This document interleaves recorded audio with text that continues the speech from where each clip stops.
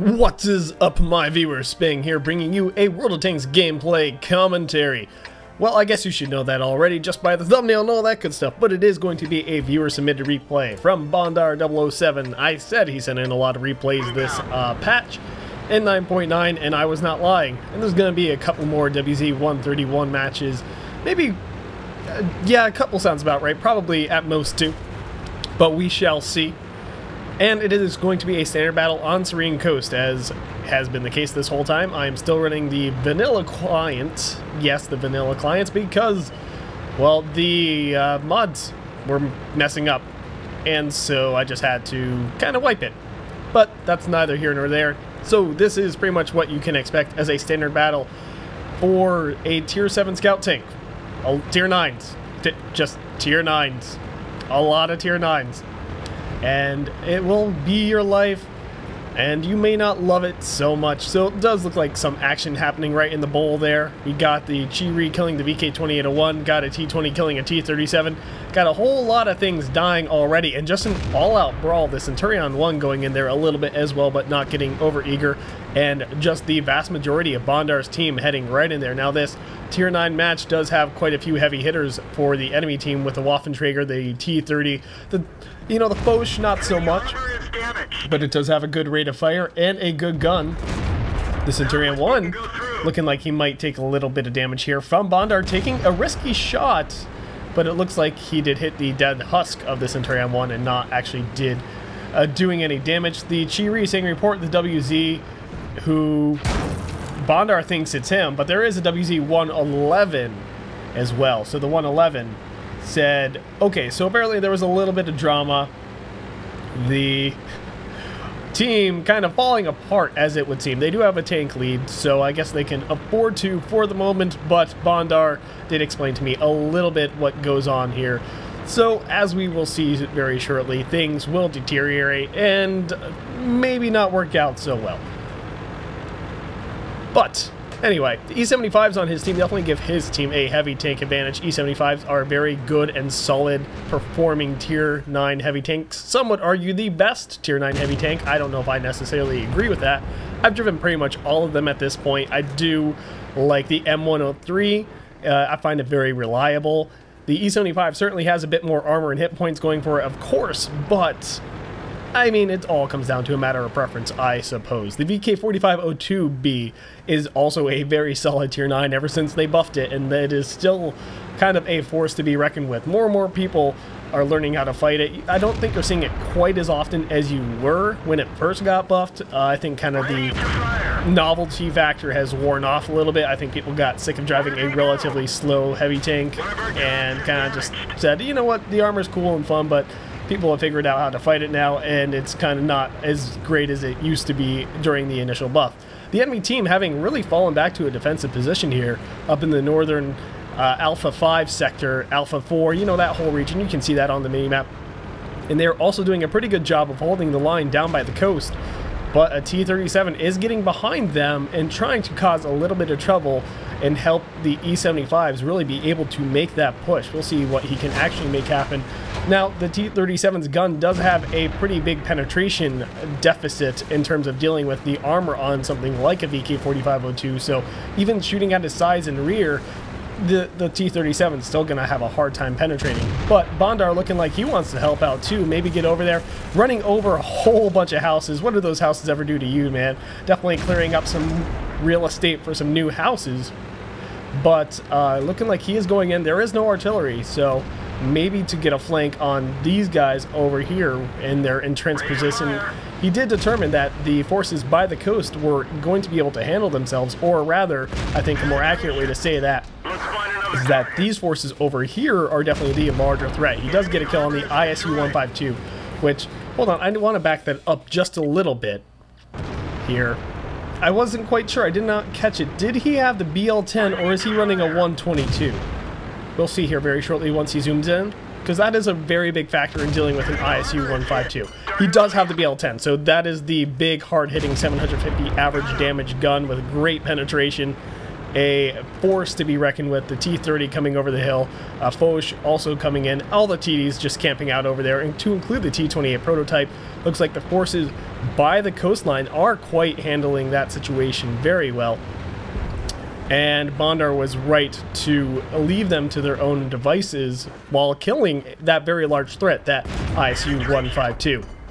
The T-32, in a world of hurt, continuing to turn the backside of his tank, thinking he's going to drive away. Now Bondar is spotted, and the question is, how much more damage will he get before the enemy team really addresses it? He does have a shot on that T-32, but not a great one, and side shots on the VK-4502B, which he will more than easily penetrate, especially when he hits that rear armor like that. And the E-75s really being overly defensive here. They should be pushing in on those two heavy tanks, no problem whatsoever. The Ferdinand going around for the flank. The WZ-111, having killed the friendly Chi-Ri earlier on, I believe, killed someone, but I'm pretty sure it was the Chi-Ri who was saying to report, and kind of causing things to go sideways here with that chaos that happened in that bowl. And regardless of what happened there, I don't care what a teammate does to you, short of shooting you and attempting to kill you, you should never be the instigator in terms of a friendly fire incident. If someone's just annoying you in a match, I am highly against killing them. It's unsportsmanlike, it's toxic behavior, and your ego and annoyance does not outweigh the other person's ability. You know, it shouldn't influence the outcome of the match, honestly, as much as it sometimes does, which is the case here, I think, what we're seeing. Now, the tank count still does favor Bondar's team. We don't have that, you know, mod to see exactly how hit points favor. You know, maybe the enemy team is ahead in that. But the T-32, come on, E-75s. It's a T-32. Literally one of the lowest penetrating guns in the whole Tier 8 heavy branch. And the T-32 is just like sitting there, making these E-75s cower in fear. There we go. Bondar finally eliminating those. Those E-75s really need to figure out how to play their vehicles, because they were playing way too passively and being held up on that coast for way too long. Just a bunch of little cowards that could have easily overwhelmed those forces. And yes, I'm being harsh on them, but I mean, they're E-75s. They should know better. There's no excuse for it. Now, the E-50 still alive, a whole bunch of German armor actually still alive for this team, and a whole bunch of TDs. And there goes that WZ-111, good riddance to bad rubbish. And we will see if Bondar's team can maintain their lead and manage to pull this out as a victory. The T-30 coming around nearly dead. Does Bondar get the kill? He is turning his turret. There we go, turns it back. Can Bondar get the shot he needs? He probably should have taken it earlier. Definitely a better opportunity. I think he should have definitely tried for it. You know, you miss 100% of the shots you don't take, as indicated by that. And now that T-30 is alive for a little bit longer and possibly going to kill something. It does look like he has the larger gun, the 750 damage gun, and now he's spotted without even firing a shot. So a bit of a misplay there, but nothing too significant. I mean, he is doing more than enough for his team, honestly. As a Tier 7 scout, he's being more than effective, more than carrying his own weight, I would safely say. The E-50 in a bit of a tight spot here, especially with a Foch just getting spotted right on his side. He will take damage from both the T-28 prototype and the Foch, both 400 average damage guns, and be in a lot of trouble. The E-75 should be already on the base and probably over here pushing in, but again, due to their overcautious gameplay, possibly jeopardizing the chance of victory for this match. In fact, I would say that there have been just vast lack of appropriate action by a good chunk of Bondar's team. Yes, he made a slight misplay in not taking the shots at that T-30 when he had the chance, just because he didn't want to risk revealing himself and getting possibly one shot. Now, that is important to keep in mind. That 750 average damage gun, Bondar's only got 618 hit points left. So while it could low roll, I understand his hesitation to take that shot. That is understandable caution. E-75's getting hung up by a T-32. E-75's just really not abusing their armor and hit points that they still have left to really get on a flank they're needed for to win the match. That's not so much a WZ-111 getting upset that a Chi-Ri or whoever blocked him and then team killing.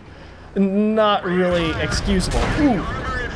And Bondar getting shot here by the T-28 prototype, who is turning his side armor, deciding to ignore him. Does have a good rate of fire. Bondar might get shot and killed here. No, he does not. And the E-75 is just getting picked apart, but they do manage to kill that T-28 prototype. The Waffenträger Tier 9 is coming up. Easy shots, aiming at Bondar here, and he does get away due to his better mobility and just flat out awareness of that tank. How in the world did I just see an E75 ricochet off a Waffen trigger and it looked like off the turret? That had to be a server side. Like, there must have been something indicating incorrectly there. A disconnect between server and game client, because I find that highly unlikely that it would ricochet like that. Now, I kind of am curious if Bondar does get the kill on this Waffenträger. If that E75 was intelligent, he could kill that Foch relatively easy, but looks like he is not playing all too smart. Bondar being very intelligent there, zooming out enough to see exactly what that Waffenträger is doing with his E75 ally spotting him, waiting for him, the Waffenträger to lose spot on him, waiting until he went dark, and then popping out to take the shot with auto aim like that. Just telling the E75 to stay alive, but he cannot. He does indeed die.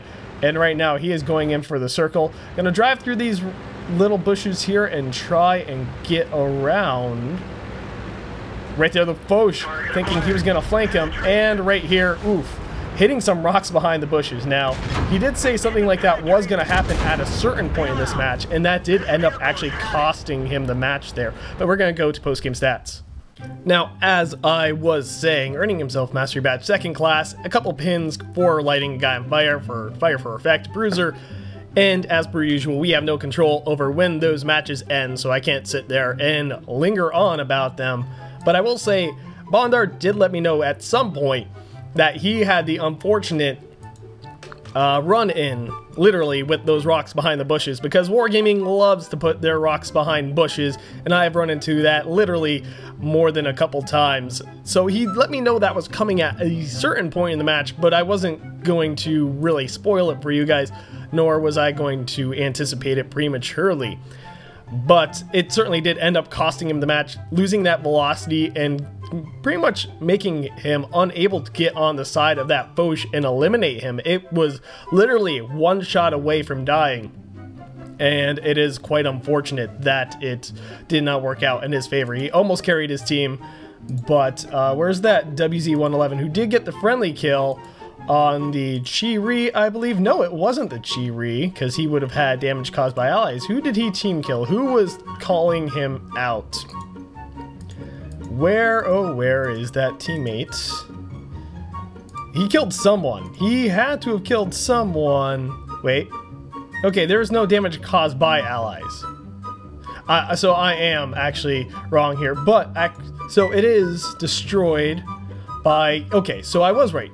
Destroyed by killer, who is that WZ. So I was a little confused there by the interface, as I probably shouldn't be with the amount of time I have in these interfaces, but we live and learn and move on forward. The E75, one of them doing quite a bit of good damage, the other one not so much. The E50 over in the field certainly doing some work. On the enemy team, T30 doing a lot of work there. The VK4502B Panzer model, or Panzer off B, whatever, I just call it the Bravo. The 45 Bravo. And I refer to the other one, which there was another one in this one, the 45 Alpha, because, well, it's just simpler and easier. But regardless, the enemy team, the TD is really doing a lot of weight pulling here, even the ISU coming in. I mean, after the VK45B, you have the T30, the Waffenträger, the Foch, the T28, the ISU, and then everyone else. Just everyone else. Wow, not a single zero damage performer on the enemy team, unlike, you know, Bondar's team here. You got the Ogg Panther, the Ferdinand, and the T37 all managing. I'm sorry, I am looking at the wrong, I'm looking at the kills. I am spacing neither team having zero damage performers.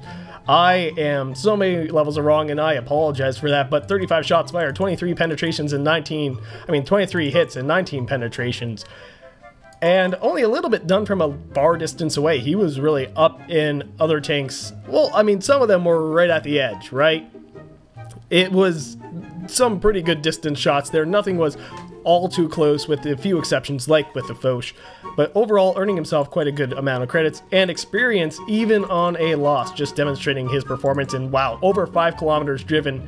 So definitely a very well played game. Almost managed to win it for his team, but again, those stupid rocks, man.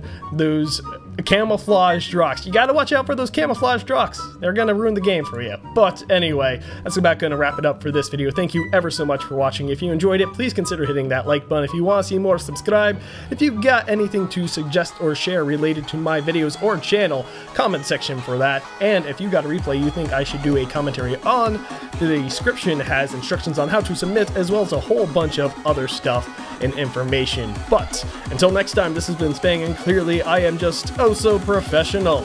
MLG Camo.